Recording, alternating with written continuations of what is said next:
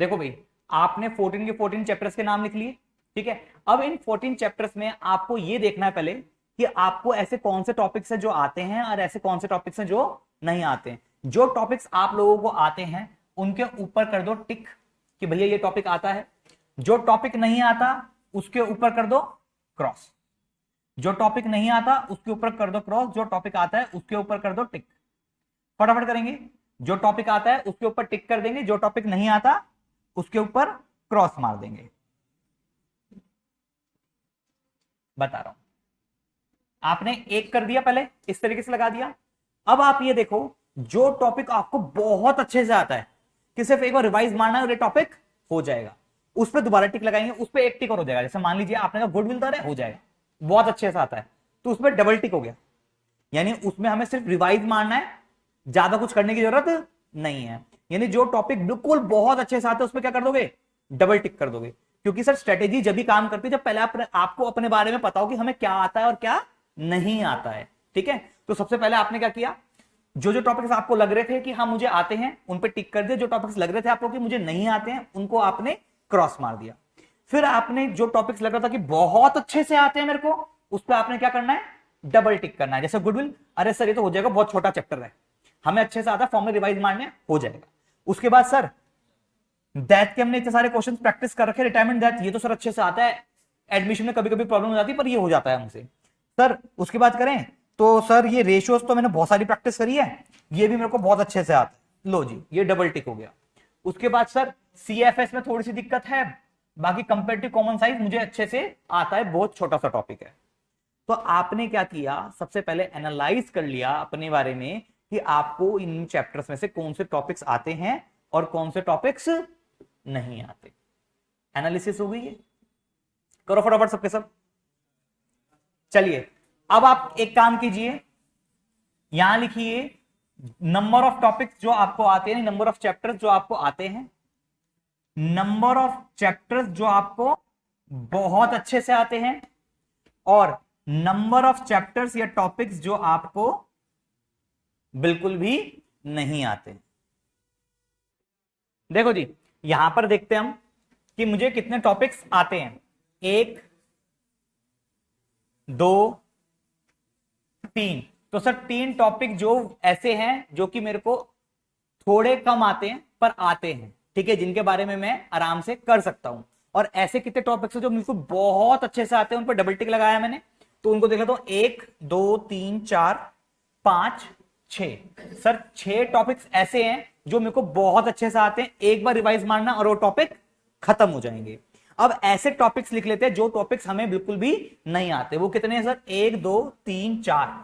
Sir 4 topics ऐसे हो गए जो कि हमें बिल्कुल भी नहीं आते। क्लियर हो इतनी बात, कितने हो गए, 5 हो गए, 1 2 3 4। अब बेटा इतना करने के बाद आपको क्या करना है, इसको डिवाइड करना है नंबर ऑफ डेज में। सर वो कैसे डिवाइड करेंगे, आइए वो भी देखते हैं। अब बेटा हमने बात करी कि जो हम डेट लेंगे वो है हमारी 20 21 22 और 23, ठीक है, 21 22 23। अब सर यहां पर 3 टॉपिक वो हैं जो मुझे थोड़े थोड़े आते हैं, तो सबसे पहले क्या करेंगे, हम इन टॉपिक्स पे ध्यान देंगे ताकि हमारे टॉपिक्स मजबूत हो जाए, ठीक है। तो यानी जो टॉपिक्स मुझे आते हैं, एक टॉपिक यहां, एक टॉपिक यहां, एक टॉपिक यहां कर सकता हूं, वो वाले टॉपिक्स क्या हो जाएंगे, हमारे मजबूत हो जाएंगे, राइट। कंफर्म है ये बात। अब जो टॉपिक मेरे को बिल्कुल नहीं आते, 5 टॉपिक हैं ऐसे, तो एक टॉपिक यहां, एक टॉपिक यहां, एक टॉपिक यहां और एक टॉपिक यहां, मैंने डिवाइड कर लिया इस तरीके से, राइट। अब वो वाले टॉपिक्स कितने थे टोटल जो आते हैं टॉपिक, वो 3 थे, तो मैंने 3 लगा दिए। वो वाले टॉपिक जो बिल्कुल भी नहीं आते वो 5 है, तो 1 2 3 4 और एक 24 तारीख को भी रख लो, कोई बात नहीं, एक उस दिन कर लेंगे हम तैयारी, 5 टॉपिक, ठीक।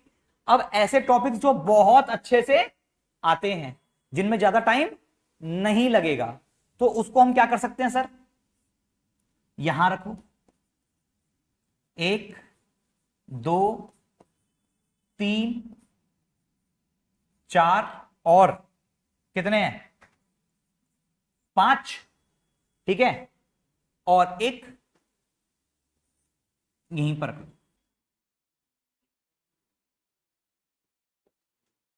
तो आपको अपने अकॉर्डिंग स्ट्रेटेजी डिसाइड करनी है, आपको अपने अकॉर्डिंग स्ट्रेटेजी डिसाइड करनी है। मैंने तो अपने अकॉर्डिंग स्ट्रेटेजी डिसाइड कर ली कि भाई मैं 20 तारीख को एक टॉपिक वो करूंगा जो मेरे को थोड़ा थोड़ा आता है ताकि वो मजबूत हो जाए, एक टॉपिक वो कर लूंगा जो मेरे को बहुत अच्छे से आता है, और एक टॉपिक वो करूंगा जो मुझे बिल्कुल भी नहीं आता।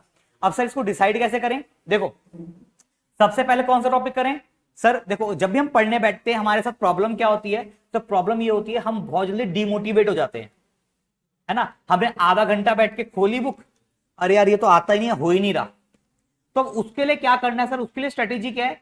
सबसे पहले वो टॉपिक करो जो आपको बहुत अच्छे से आता है। उससे क्या होगा? आपने आधा घंटा 1 घंटे में जल्दी से वो टॉपिक क्या हो जाएगा? कवर हो जाएगा।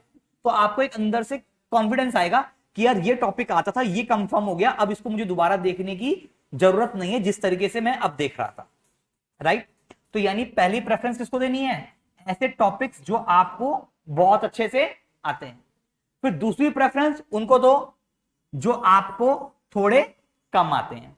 और तीसरी प्रेफरेंस किसको? जो टॉपिक्स आपको बिल्कुल भी नहीं आते। आप अगर डेडिकेटेड हो तो आप इसका रिवर्स भी स्टार्ट कर सकते हो। देखो, सब स्ट्रेटेजी आपके ऊपर डिपेंड करती है, आप कैसे हो भाई। अगर आपको लगता है कि भाई नहीं मैं नहीं बैठ सकता, अगर मैं टॉपिक मुश्किल टॉपिक स्टार्ट करूंगा, मुझे पहले उसकी गाइडेंस चाहिए होगी और बिना गाइडेंस के मैं बिल्कुल नहीं कर पाऊंगा। और अभी मैं सर के पास शाम को जाऊंगा या कॉल करके पूछूंगा, अभी टाइम नहीं है, तो उस चक्कर में क्या होगा? हम कभी टॉपिक स्टार्ट ही नहीं कर पाएंगे। हमारा मेन एम क्या है? टॉपिक को स्टार्ट करना। मेन एम क्या है? टॉपिक को स्टार्ट करना। तो भैया टॉपिक को स्टार्ट करना है तो उस टॉपिक से स्टार्ट करो। अगर आपको स्टार्ट करने में दिक्कत आ रही है, जो आपको सबसे अच्छे से आता है। तो कौन सा टॉपिक हमें सबसे अच्छे से आता है? ये आपने यहां पर टॉपिक्स के यहां पर टिक लगाए रखे हैं, उनमें से वो टॉपिक उठा लो जो आपको सबसे अच्छे से आता है और टाइम के अकॉर्डिंग जो कंप्लीट हो जाएगा, वो टॉपिक उठा लिया। ठीक है, अब एक टॉपिक बीच में ले लो कि जो आपको बिल्कुल नहीं आता, उस तरीके से कर लो, और एक टॉपिक जो थोड़ा आता है वो कर लो। इस तरीके से आप अपनी क्या कर सकते हो? स्ट्रेटेजाइज कर सकते हो अपनी पढ़ाई को।